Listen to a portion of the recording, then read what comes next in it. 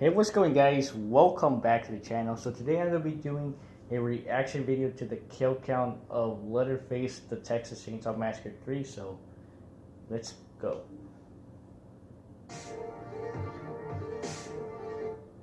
Welcome to the Kill Count, where we tally up the victims in all our favorite horror movies.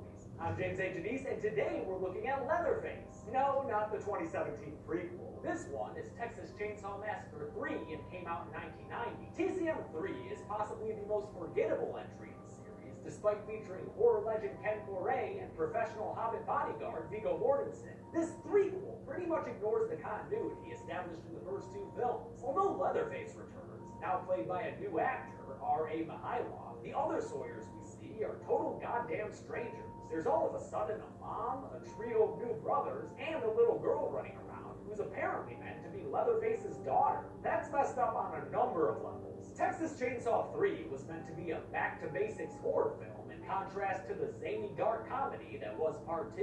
It was the first of the series to have a decently big studio behind it with New Line Cinema, but that also leaves it feeling a bit more commercial to me, as opposed to the gritty homemade feel of the first two Chainsaw films. It doesn't help that it's so censored. When the MPAA threatened this one with an X rating, just like they did for Part 2, the producers made director Jeff Burr cut the movie down so it could better make back its budget. That's a damn shame when you've got makeup by Greg Nicotero, who's done everything from The Walking Dead to Casino Royale. What's left in the film is mostly boring characters running around in the woods at night, mixed with some of the same shit we already saw in the first two movies. It's not the worst thing I've ever seen, but man, it failed to leave an impression. How many kills will this all-new Sawyer family deliver on their hand-me-down dinner plates? Let's find out and get to that. The movie begins, as is tradition by now, with the title crawl talking about the events of the first film, but now mentioning that Sally Hardesty died in 1977. Don't take that to heart, because it won't still be true by the end of the next movie. We get our first kill right off the bat when we see a girl named Gina screaming in slow motion before she gets hit in the face by a title car, or a sledgehammer. She was hit in the face with a sledgehammer, and it left a nasty hole in her head. Gina's sister Sarah watches from outside the window as Leatherface works at his craft table, busy as a bee making another human face mask. Maybe he's just been misinterpreting a skincare. When Sarah makes a noise, Leatherface hears it and sets out on a hunt with a reference to the first film. Sometime later, an ill-fated couple is driving through Texas with their relationship on its last view. Final girl Michelle is getting ready to travel abroad by herself, meaning she's about to break up with her boyfriend Ryan, who's played by William Buck. Last seen on the kill count, way back in Friday the 13th Part 7, when Kane Hodder Jason killed him with a tense fight to the back. Good times. They spend the day driving on the shoulder of the road and drinking old cans of Pepsi, and when night comes, they're stopped by a police blockade at a crime scene. Oh, and hey, it looks like Stretch managed to become a real reporter after all, judging by this bleak and innocent cameo from Caroline Williams. We love you, Stretch, come back! The crime scene consists of waterlogged corpses that the police take pictures of, giving us that flashbulb sound effect from the original. Judging by all the bodies we see, this area has been Sawyerified. So a cop tells Michelle and Ryan that they better not stop for nothing or nobody. But after driving straight through the night, they've got as much gas in their tank as they do longevity in their relationship. So they have no choice but to stop at the Last Chance gas station. As Ryan goes to the bathroom, Michelle gets her picture taken by gas station employee Alfredo, who tries to push the photo on her for $5, which, yes, is exactly what the hitchhiker did back in the first movie. Michelle declines the offer, sending Alfredo into a muddery rant full of sexual harassment. You don't like it? You like me, don't you? Michelle does not like Alfredo. She's more of a pesto kind of gal. But she's saved from this uncomfortable encounter by Tex, a hitchhiker played by Viggo Mortensen, who somehow manages to be charming while talking about some roadkill that Michelle had caused earlier. You're the last thing I saw before I died. I died a happy man. Ryan gets back from the bathroom and feels appropriately threatened by Viggo and his dirty cowboy getup. Yeah, sorry, pal, but your girl looks like she wants to be the next Arwen. But first she has to go use the bathroom, and while she does, pervy Alfredo spies on her through a hole in the wall. Once again, her virtue is saved by Tex, who stops Alfredo by throwing him out of his own establishment. You shut the fuck up for my place! Alfredo boils over and grabs a shotgun that he uses to chase the kids out of his station. As they drive away, he shoots out their back window, and then they see him shoot at Tex. Did you say Dustin? Dustin's not a thing. Yo, quit acting like Dustin's a thing. They turn down a road that Tex had told them about earlier, maybe it was in the Green Book or something, and start looking for a town with some law enforcement that can help them. But by the time night comes, they're still driving, with no civilization in sight. Real nice shot there, by the way. Good work, director Jeff Bird, who actually got this movie kind of by default after it was offered to and turned down by seemingly every other director in Hollywood, including Peter Jackson. This souped-up pickup truck also wants to do some dusk driving, so it takes off from the Last Chance gas station while Alfredo cheers it on with gunfire. The truck catches up to the kids, and its leather-adorned hood confuses the acting out of Ryan. Oh my God, what do they want from us? They want to throw animals at your windshield, son. Which they do, causing Michelle and Ryan to drive off the road and pop a tire. While Ryan tries to fix it, a squeaking sound informs them that somebody else is nearby. Wonder who it could be. It's Leatherface. In this movie, he's sporting that leg brace and a brand new mask, but I actually kind of dig this frontier makeover. They manage to hit Leatherface with their car and get away, but shortly down the road, they wind up in the most poorly edited car crash sequence I've ever seen, when they apparently run into Ken Foray's character Benny after an insane-looking Tex jumps out into the road. Wait, what? Were those cars even on the same road? We literally never saw them together in the same shot. Not once. I think we just got bamboozled. Both cars are completely totaled. But lucky for Michelle and Ryan, Benny happens to be a survivalist who's more than prepared to help them through the rest of this movie. Ryan tries to tell him about the chainsaw attack, but Benny chalks the claim up to shock and sarcastically dismisses him. Militant lumberjacks. I see them all the time. Then he gives them some drugs, which both of them take without question. Great survival instincts there, idiots. Benny ends up buying their chainsaw story after getting a look at their car, but by that point, the painkillers are kicking in and causing Michelle and Ryan to start feeling a little woozy there, man. Benny leaves his new passed-out friends to return to the crash site, where he finds a dude sporting road flares and a hook for a hand. Looks like you had a little mishap. Huh, I wonder if this guy's a Sawyer. Oh, yep, definitely a Sawyer. Benny asks this dude named Tinker for some help, but after noticing that Tink's got a chainsaw in the back of his truck, he very smartly runs back to his Jeep to get a gun. He takes too long loading it, though, causing Tink to grow suspicious and drive at him in another pretty cool shot. He just barely misses Benny, but lucky for Tinker, Leatherface is here to pick up the slack. He might have killed Benny, too, with his little Texas bone saw, if it wasn't for that Sarah chick from the beginning, randomly yelling out and distracting Leatherface away. Sarah runs around giggling through the woods, before doubling back to Benny, who asks a very pertinent question. Who the hell are you? She says that she's a survivor from a previous attack by the Sawyers, but don't get too attached to her. She's really only here to add to the kills. Back near the crash site, Ryan and Kim wake up from their drug nap and recite some epically bad, like, high school play quality lines. Like the goddamn sunrise. This is gonna have to be some fucking one. They head into the woods and call out Benny's name, causing Benny to leave Sarah for a mo so he can go find them. Hope she's enjoying that final cigarette, because here comes Leatherface! He knows why Sarah's in this movie, so he makes his offering to the kill count gods by taking his chainsaw and cutting into her torso with it. Damn, what an unnecessary character. And while there's a decent amount of blood spraying going on, this kill, like all the others, was severely cut down. Originally, Sarah was supposed to get cut in half. After what feels like hours of the characters just walking through the woods, Leatherface finds Michelle and Ryan, and while trying to escape him, Ryan gets caught in a bear trap. Michelle tries to help him to no avail, and as she's running away to save herself, Leatherface catches up to Ryan and introduces him to his chainsaw. Michelle comes across a house, and we all know who's going to be inside. A bunch of cannibalistic...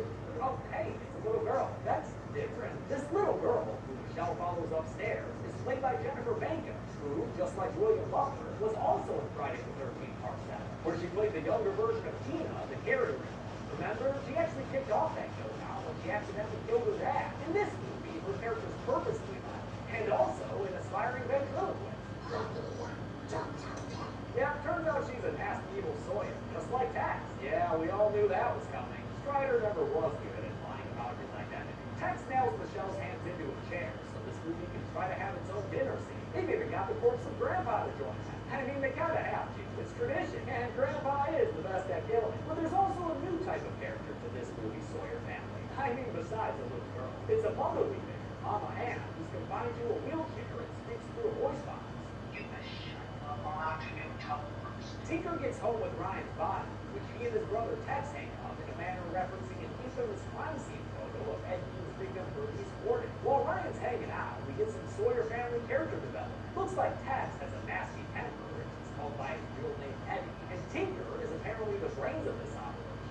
obsessed with modern technology. Also, Tinker is played by Joe Unger, who was one of John Saxton's sheriffs in the original Nightmare on Elm Street. He was the one Nancy yelled at when she came to the station to check on Ryan. They realize that Ryan is still alive, which should have been clear to anyone paying attention to the kill count. And then they tell Leatherface, called Junior in this movie, that they have a gift for him. And why, holy goddamn, it's a fucking golden chainsaw with a Drayton Sawyer quote engraved on it, no less. I've heard that the idea for this came from Bob Shea, the executive at New Line, who was all over the Nightmare series, and who even cameoed as himself in the meta New Nightmare. Kids love horror. Gotta hand it to him. That thing is the coolest damn killing machine I have ever seen. It's almost as cool as the one my YouTube managers made in sent me for getting 2 million subscribers. Thanks, y'all. You the best. During all this, Alfredo, the other brother, has been disposing of bodies in a swamp while Benny watches from afar. Because the Benster's trained as a survivalist, he's able to sneak up behind Alfredo and stick a gun in his face. Although it doesn't seem to faze the little noodly Sawyer. Do I know you? Maybe not, Fredo, but that doesn't mean you can just spit in the dude's face. Benny knocks Alfredo into the body disposal swamp and considers it a job well done. What's that? Don't be so sure, Benny. Do you see any kill graphics on the screen? Yeah, I didn't think so. Benny sneaks his way to the house, where he looks into a window and sees Leatherface working on his education. His lessons come from a computer that asks him to identify objects such as a clown, but poor little Junior here only knows people as food, and he just can't come up with any alternate answers.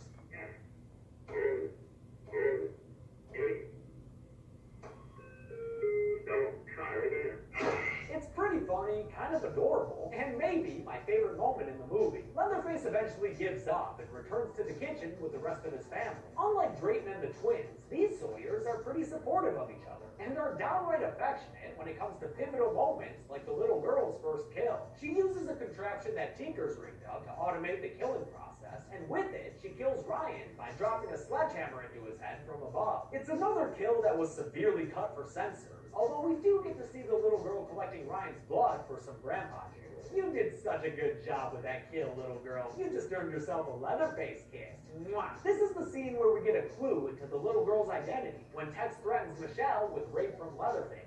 You just make sweet damn babies, you know.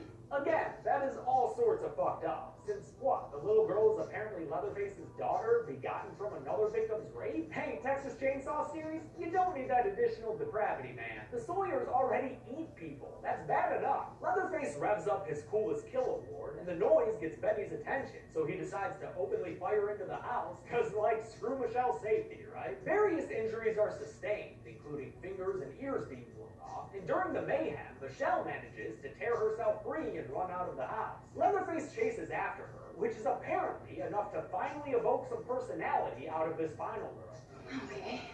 All right. You read it, huh? Sick.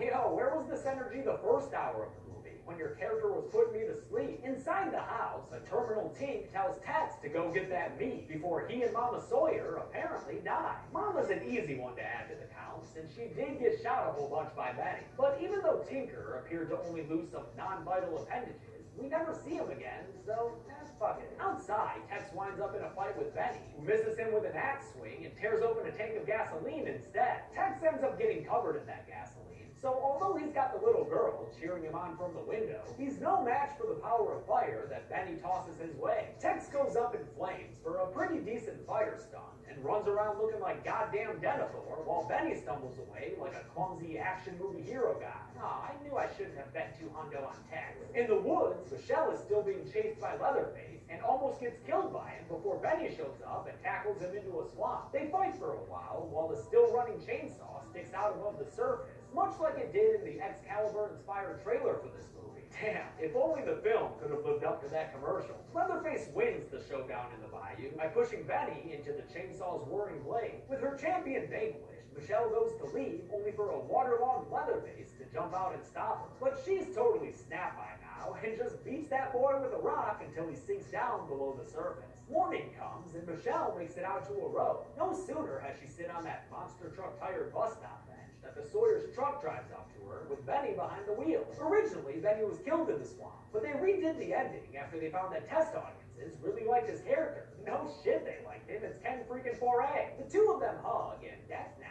But then Benny gets knocked the fuck out by that mofo Alfredo. It's not that time, Leather, and I'm dead! Oh, wait, I'm sorry. What did you say? Snack that time, Leather, and I'm back. Once again, I didn't catch that, but we can just move on. He attacks the truck with a sledgehammer, but Michelle grabs the shotgun in the cab and points it at him through the back. He gambles that she doesn't know how to use the gun, but she proves him wrong and shoots him dead. Whatever you want to say about him, you can't call him a chicken, that Alfredo. The movie ends with Michelle and Benny driving away in the truck, while the still-living Leatherface walks into frame and watches them go. Come back soon! How many people were killed by Texas Fellowship of the Song? Let's find out at the numbers. By my count, 7 people died in Leatherface TCM3, even if, again, not all of them were confirmed. The victims included 4 men and 3 women, giving us a more even pie chart than usual, and with a runtime of 85 minutes, that left us with a kill on average every 12.14 minutes.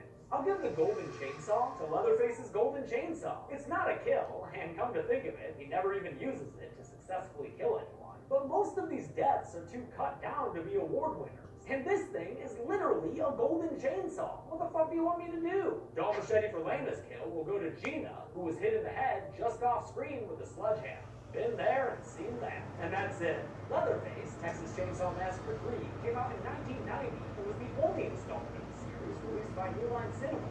They're probably glad they don't have their name on part 4, because the next generation is a mess.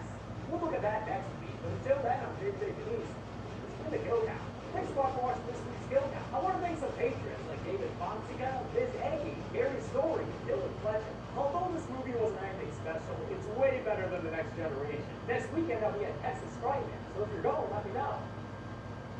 I definitely want to meet as many fans as possible. I'm also excited to see and hang out with my mods. See y'all there. Thanks everybody, you good people. Okay, here guys, so that was the kill count for Leatherface and Texas Chainsaw Massacre 3. It was actually kind of pretty cool, and also, yeah, I do actually like the video, and also you guys already seen that I already did movie scenes of Leatherface, the Texas Chainsaw Massacre 3, by the way. Well, hope you guys enjoyed the video, and also just to let you know that I'm also going to be doing another reaction video on Sunday, and even next Friday I'm going to be doing another reaction video of Texas Chainsaw Massacre: The Next Generation. So yeah, well, hope you guys enjoyed the video. Hope you guys enjoyed the video. Go ahead and subscribe to the channel and hit that notification, and I'll see you guys later.